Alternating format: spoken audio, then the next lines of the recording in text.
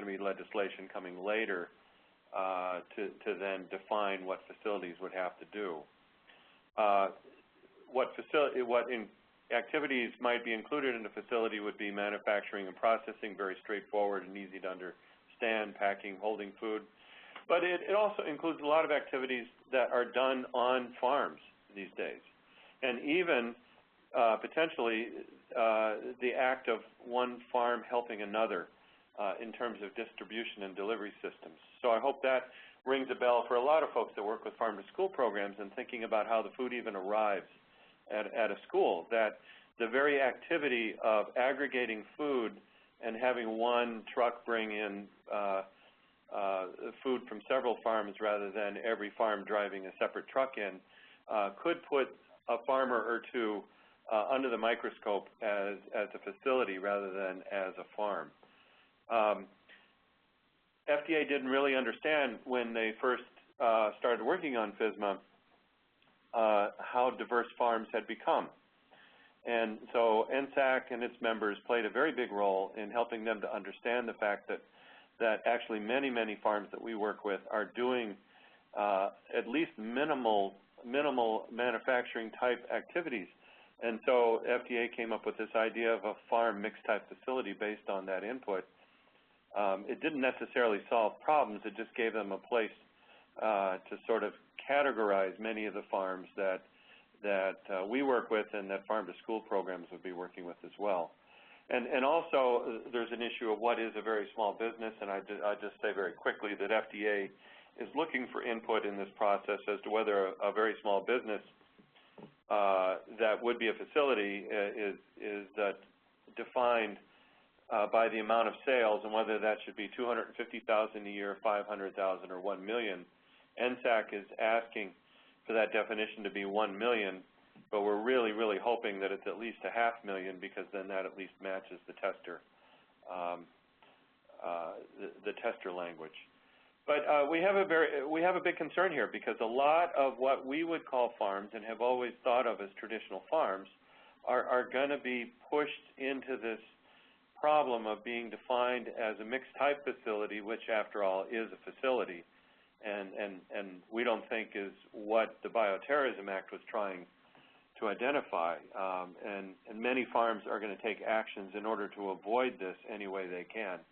So it's really important that the definition of farm in particular be as broad as possible so that it does not put farms in a precarious situation. You want to change slides there, Sarah. We're also very concerned about the way that the exemptions that you may have heard about and that Sarah described can be lost. There are many ways that could happen, and you might expect that it would happen if there's a foodborne outbreak of some kind, and that might be common sense. But there are also other ways that can happen, including the fact that an individual inspector could report a farm for what they would consider to be the material conditions that are present that could present a danger to the public. The rules are written broadly enough that FDA could even withdraw exemptions for an entire category of farms based on their assumption that the kinds of products being raised on those farms meet the material conditions clause to lose the exemption right off the bat. We're particularly concerned with dairy farms that are doing small-scale processing in this case. In fact, the mantra that we heard throughout the legislative process from consumer groups that were pushing for more stringent rules and laws was one strike and you're out, that the tester amendment was written in such a way that if a farm does something wrong once and causes some kind of outbreak, that they could lose their exemption basically for life. And there is no way in the current rules for a farm to ever earn that exemption back. So that's something that you need to be very aware of because it helps you understand why farms might even recoil from doing anything like farm to school if it puts them at risk of losing their exemption for life. Next slide, please. So what is the big picture here? two things that could happen to a farm that we're going to be concerned about by virtue of these rules. One is that a farm could be classified as a facility and thereby make it subject to the more stringent rules that would at least be the modified requirements of the good manufacturing practices, but it could be also the full extent of the HARPC rules based on whether or not an exemption is earned or if that exemption is withdrawn. So the one thing that could happen is that a farm could be classified as a facility. The other thing is that they could either go above the threshold allowed by the exemptions, or they could lose their exemption based on their interactions with FDA in some fashion. Farms are going to do everything possible to avoid either one of those things happening. And if you think about it, the nature of farm-to-school programs is that it puts farms in a position where they could end up tripping both of those wires, and they're going to be extra cautious about going there, and I think school boards are going to make that a challenge as well, because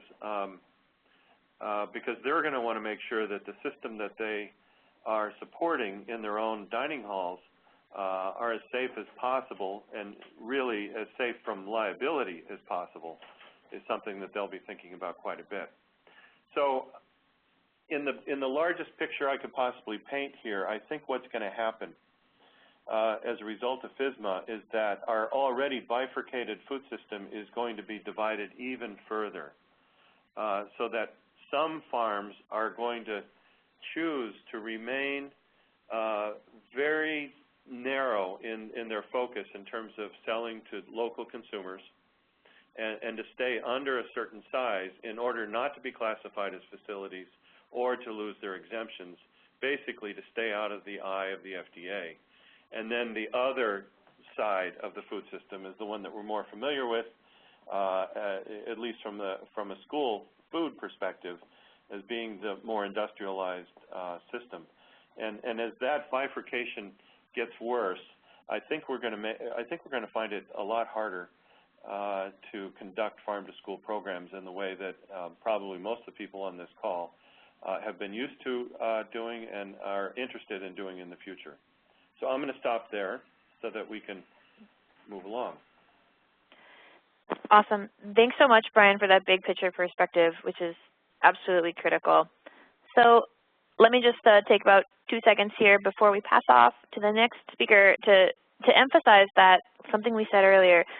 Given what's at stake, given the scope of these rules and the challenges they may pose for farm-to-school work and for farmers as a community, here's the good news. The good news is the rules are still proposed. They are not yet final law.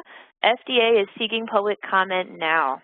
Now through November 15th, anyone and everyone, all stakeholders, can and should weigh in with FDA on the rules. And this is our best chance. This is our best window. Now is the time. And I'll just flag for anyone who's concerned, for anyone who may have limitations on how they can or cannot advocate, commenting during a public comment period is not considered lobbying in any fashion. Just want to make sure you know that all of you on the call can and should weigh in with FDA today. How do you do so? You can comment online or via mail. We've got step-by-step instructions for both using the link you see on your screen. We'll have those resources up again at the end of the call if you don't get time to write it down. There's a little bit of instruction there about what should I say. The general gist of it is, the general gist is, tell your specific story. Make sure FDA understands who you are, what you do, how you're doing your purchasing now, and what concerns you may have about how these rules could impact that. If you're not sure how you might be affected, making sure FDA understands that they've not been clear about a certain issue is also really valuable feedback that we can send to FDA and help give us a chance to improve these rules. Couple more resources. You'll see, again, 2 links on your screen. That bit.ly link at the top is our INSAC's joint comment action page. This is where you can find sample comments, guidance on how to weigh in with FDA. If you're interested in really digging deep into the issues and getting a sense, Brian and I just did the express sort of skim. There's a lot more nitty-gritty, including links directly back to the proposed language itself so that you can take your own read on that second link, sustainableagriculture.net/FSMA. Please take some time, take a look, get in there and see what you think. There's also some specific guidance for food hubs, for CSAs, for farmers and operations like that. Last piece I'll just flag here. We'll talk again about follow-up at the end of the call. We had to move quickly. We don't have a lot of time, but please do not in any circumstances hesitate to reach out. INSAC is working really closely with groups like PASA. We're also working closely with the National Farm to School Network to, again, really analyze these rules, make sure that folks doing farm to school have a chance to understand what's going on and how to have an impact. Do not hesitate to email either INSAC or Farm to School Network or PASA for that matter if you have questions and if you want to get more involved in weighing in with FDA. And with that, I will close up. We'll take questions at the end, and I'm going to pass this back to Holly.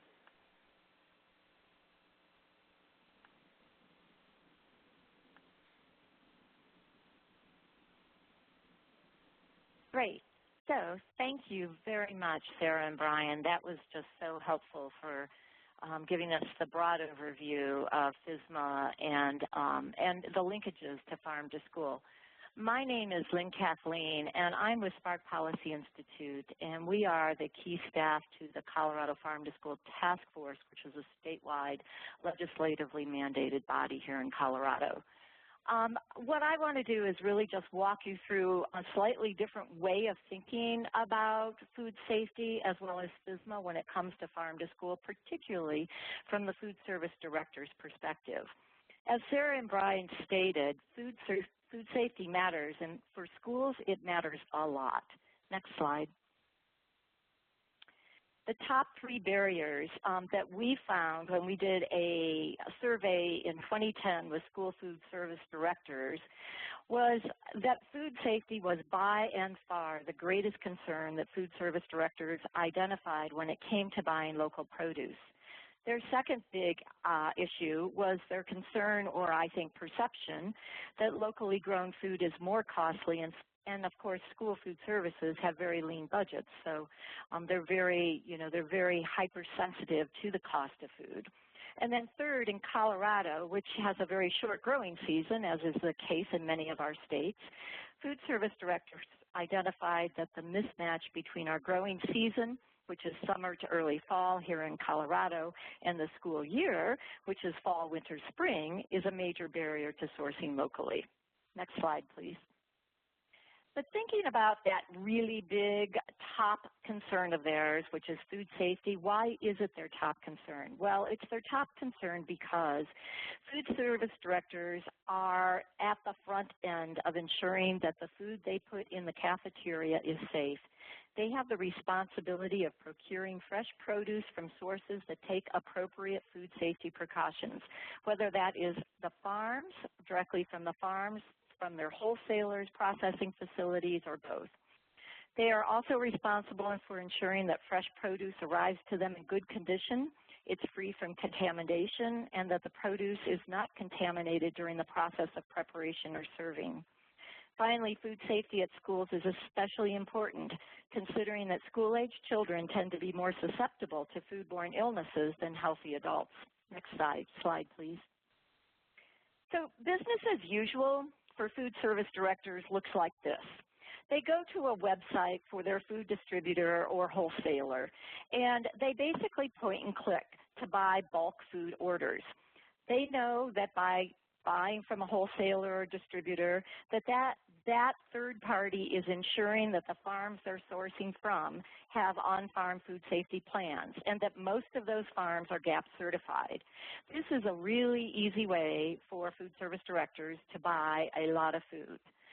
Buying directly from producers, however, requires that food service directors engage in a lot more work, from sending out a local bid, request for proposals, request for responses, to handling contracts with each individual producer they may be buying from, but most importantly, to ensuring that those producers that they are buying from have on-farm food safety plans.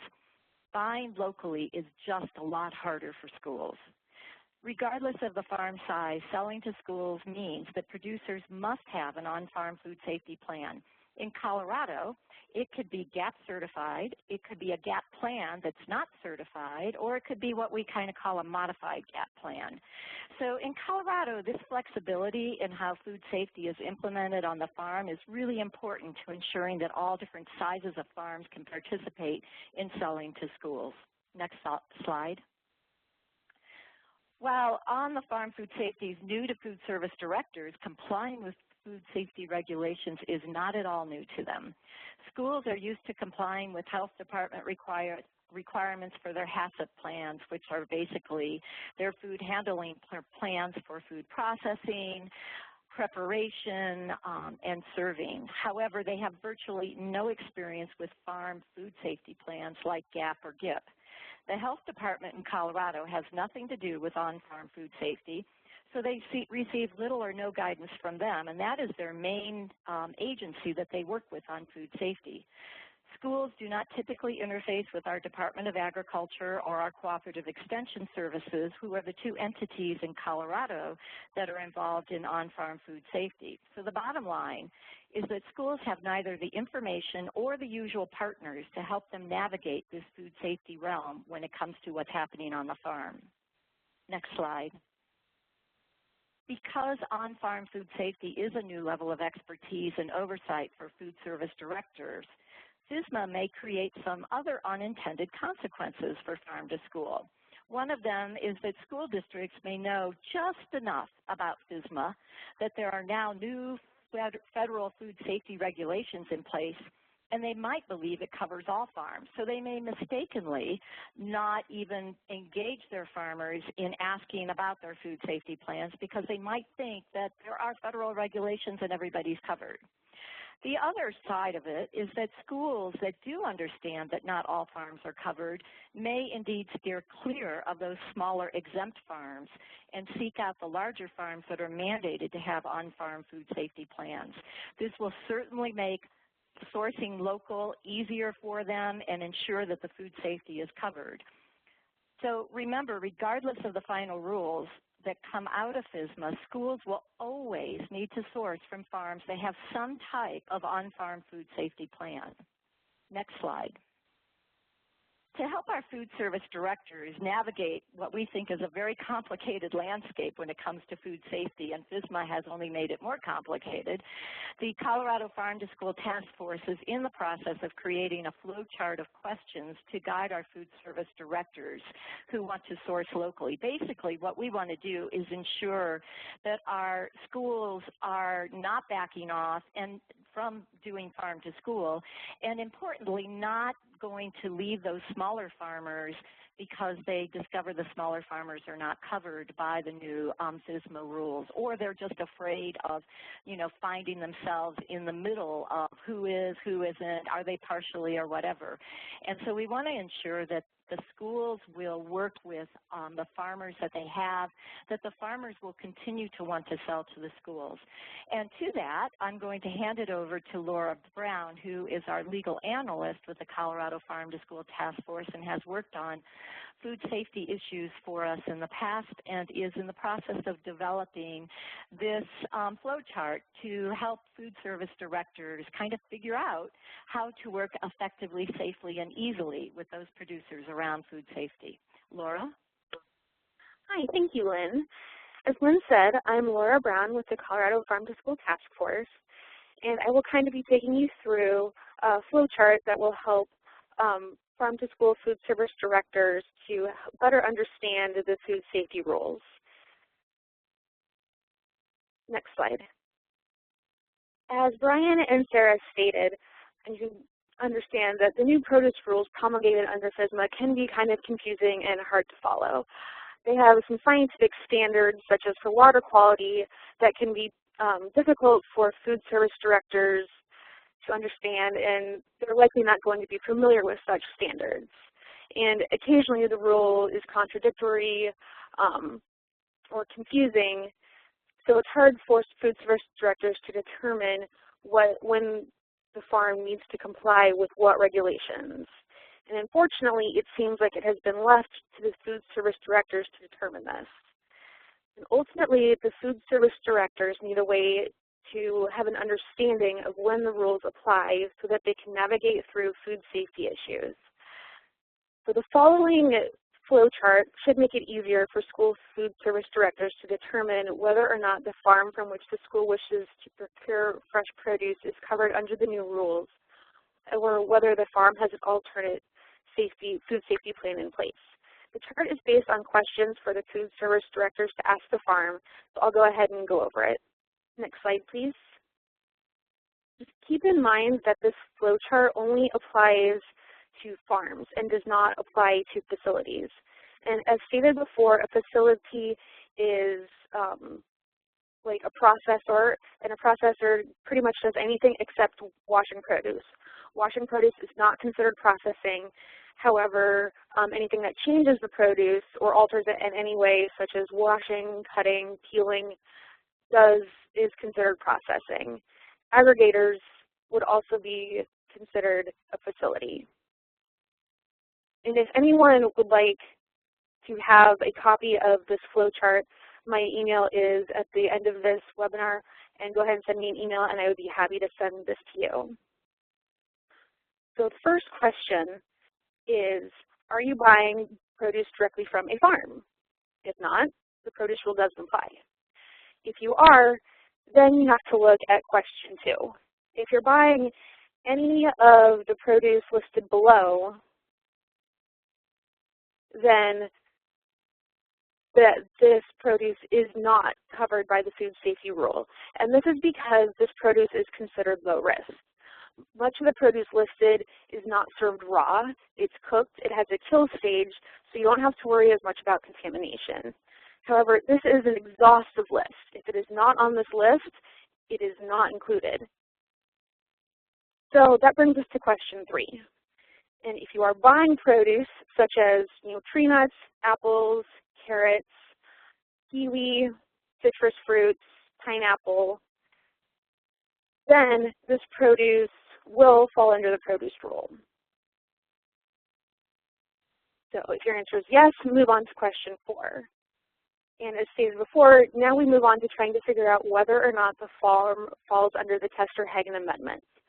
So the next question to ask the farm is, does the farm sell on average more than $500,000 worth a year in all food sales? And this means that it can be the produce such as carrots that is included in the produce rule and produce such as potatoes that are not included. All of the food counts when determining the annual food sales. So if the farm sells more than $500,000 a year, then the produce rule applies and the farm must comply with all of its requirements.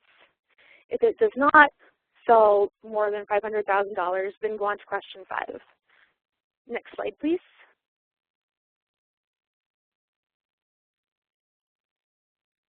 So question 5 asks, does the farm sell on average less than $25,000 in all food sales per year? If yes, then the farm is exempt from the food safety produce rules. However, we'll address that situation later. If it does not sell less, then move on to question 6. Question 6 asks if the farm sells between $25,000 and $500,000 in all food sales per year. If the answer is yes, then the produce rule applies in a modified form, as Brian and Sarah talked about earlier. And because of this, most of the main food safety requirements do not actually apply. What does apply is that, as stated, they have to include their basic business info at the point of sale. So because of this, you want to move on to question 7 to ensure that the farm is actually complying with some sort of food safety plan. So does the farm have good agricultural practice or good handling practice certification? If the answer is yes, then the farm has adopted an adequate food safety plan, and you are, as a food service director, likely safe in deciding to procure from that particular farm. And if you will notice that also goes back up to the question of whether or not the farm sells less than $25,000 a year, because even though they don't fall under the FSMA rules, or excuse me, the produce safety rules, they still do need to comply with some sort of food safety program in order to sell to a school district. So moving on to question 8, if they do not have a GAP or DIP certification, does the farm have a different type of certification that for a food safety plan? And if the answer is yes, have you as a food service director reviewed the safety plan, and does it meet your needs for the school district? And if so, then there's an adequate food safety plan and you can procure from that farm. If not, you have two options. You can either work with the farm to develop a food safety plan that works for both of you and that may not be as expensive as that required under a GAP or DIP plan, but then your other option is just to not source at all from that farm because they do not have a food safety plan in place. Next slide. So thank you, Laura, for giving that overview of the flow chart that we're creating. Obviously, when the new rules are actually in place as opposed to what we are as proposed rules, we will be updating and modifying that to be exactly, in line with the new rules, as well as to be maybe flowchart more friendly. It's a draft, but we do our best in the Farm to School Task Force to try and create tools that can help schools navigate farm to school issues, of which there are many, in the easiest, most straightforward way. And to that extent, I want to show you an example of one of our school districts here in Colorado, Durango, has created in concert with working with their local producers and having their local public health review and basically say that this is adequate. They've created a 2-page gap-based checklist for on-farm food safety. So this is a really wonderful modification to going GAP certified or trying to implement a 40-page GAP food safety plan on your farm, and particularly when you're a small farm. And we're really pleasantly gifted here in Colorado to be able to have the opportunity to have this flexibility. And it's one of the things that we want to preserve as FSMA moves forward, is for the state to continue to allow these modified food safety plans to be put together with the school districts and the producers from whom they buy with.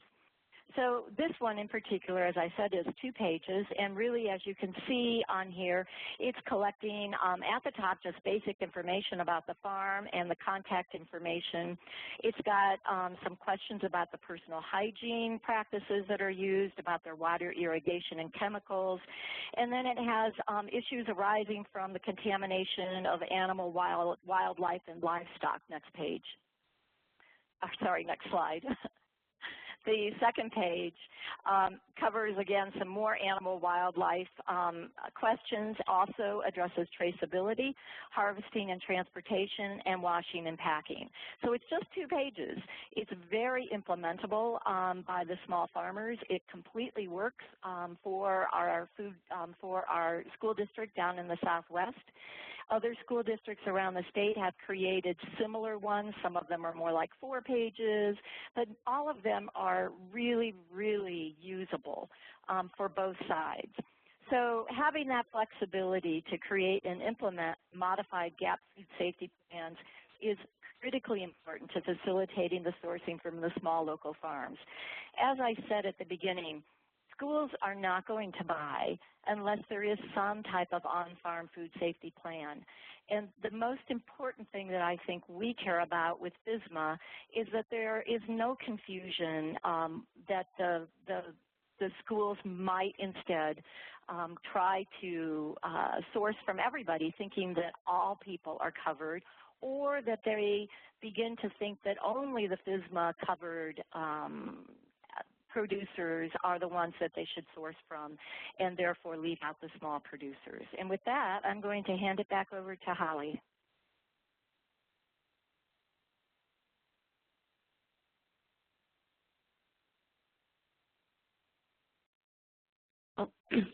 Great. Thank you, Lynn and Laura. So we've been having a lot of requests in the chat and the Q&A box because folks really like that flow chart that Laura walked everybody through. So it looks like she has a PDF, and we can make sure that that's sent out to everybody on the webinar and also post it on our website with the other materials. So we do have everyone's information up here. If you do have questions from all the speakers, thanks so much to everyone for their very informative presentations. I've been keeping an eye on the chat box, and everybody please go ahead and submit questions if you have them. Here's a list of the resources that we will be making available after the webinar. We'll be putting these on our website, and we can also send an email out to everyone, and again, we'll include a PDF of that flow chart for you all as well. So in the Q&A box, I know we had one question about buying directly from schools, and I know Lynn went ahead and answered this from the Colorado perspective, but I want to see if perhaps some of our other panelists might have something to add about buying directly at schools. Lynn had said that schools must make sure that farms have an on-farm food safety plan. And the question is that law or regulation? My experience is that schools are making their own decisions about these things and that there are no rules prior to FSMA. So again, we have the answer from Kathleen from the Colorado, or Lynn Kathleen from the Colorado perspective of no rules prior to FSMA, but the Health Department in Colorado brings up the questions of receiving fresh produce, including quality, temperature, when received, et cetera, which has led schools to working with farmers and learning more about on-farm food safety. Sarah and Brian, do you have any perspective from other states outside of Colorado and how folks might be addressing these issues? Sure, I can, this is Sarah, and hi Megan, I remember Megan from when I used to work in Oregon. My understanding is, yeah, that's, FSMA really only addresses how the farms and facilities have to handle this. The school districts, you know, from a state to state level, it's going to depend on the state level and the district level whether or not a school is required to require a food safety plan of a farmer, whether they opt to or not. I mean, FSMA doesn't make any requirements on the buyer end in terms of what the buyer must require or not. So that's still going to remain a state or district level issue.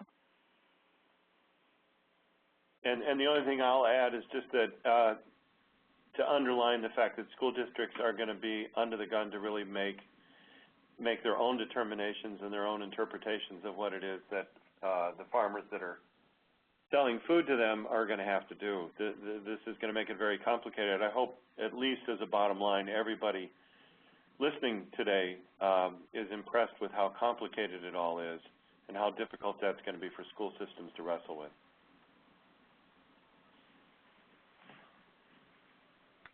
Great.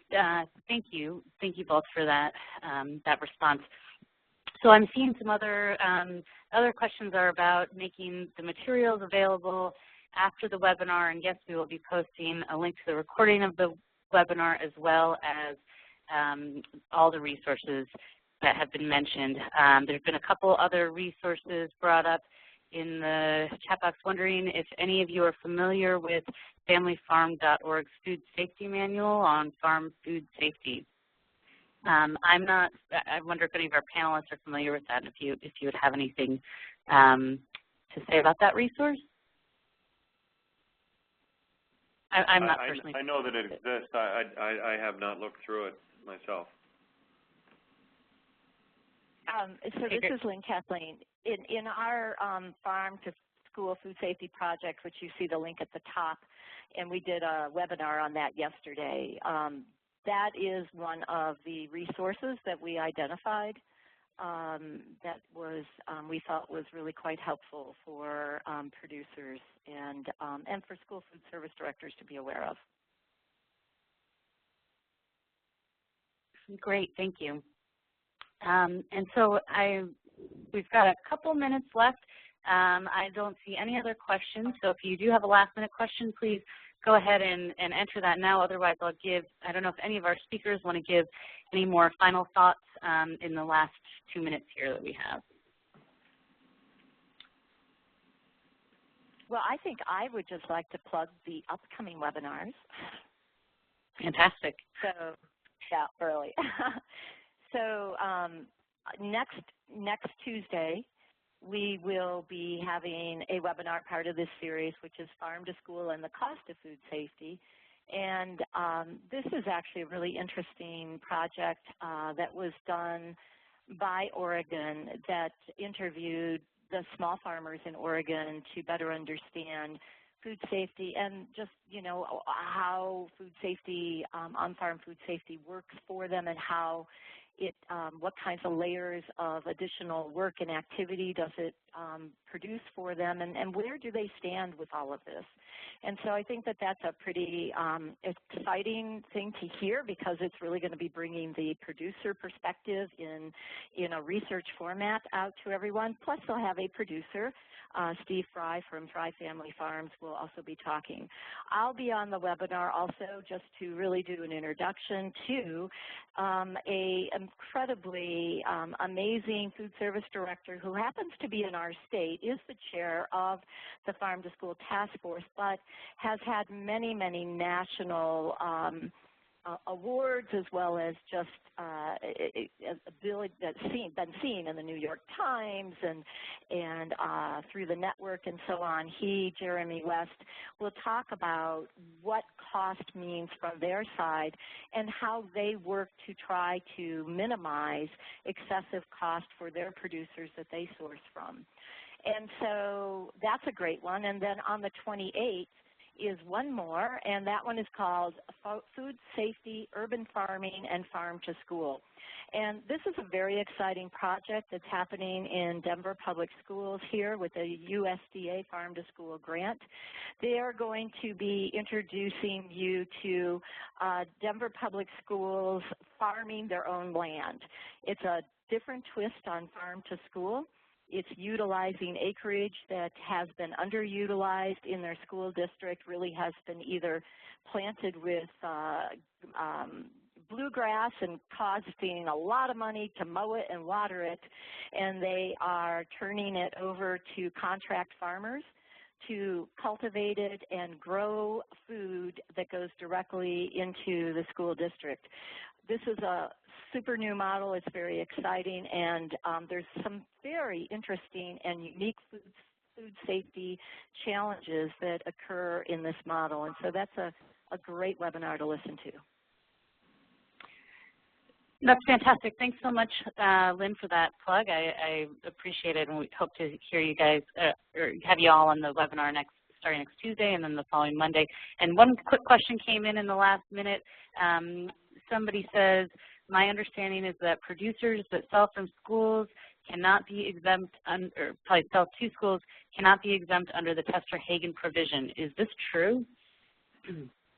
Well, that's not stated in the rules as such, but I think it's a pretty good assumption that that's one of those situations that would meet material conditions clause in the mind of many FDA folks and school districts probably. I think that's really the point I'm making, is that the challenge that farmers are going to face is that being involved with school systems is going to bring them under a level of regulation that they could avoid otherwise in many cases. And that's going to be a tough barrier to overcome for schools that want to bring local food in. And this is Sarah, and I'll just add that's an example of a case where it's not really clear in the rules, and so we want to flag that in comments to FDA, saying, you know, this is a practice that happens. This is a practice that's helpful for farmers or for schools. We need to make sure under the rules that it's not going to be, it's not going to put farmers under undue burden. Great. Well, we're just over time now, so I want to again say a big thank you to our panelists from the National Sustainable Agriculture Coalition, the Pennsylvania Association for Sustainable Agriculture, the Spark Policy Institute, and the Colorado Farm to Back-to-School Task Force. And thank you also to our participants who have taken time out of your busy days to join us and to ask your questions.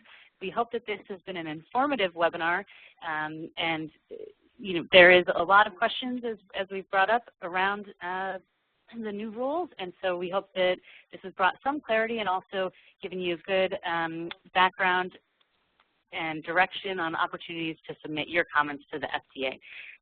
So thanks again. Visit our website for more information, and we hope to have you on one of our future webinars. Thanks, everyone. Have a great day.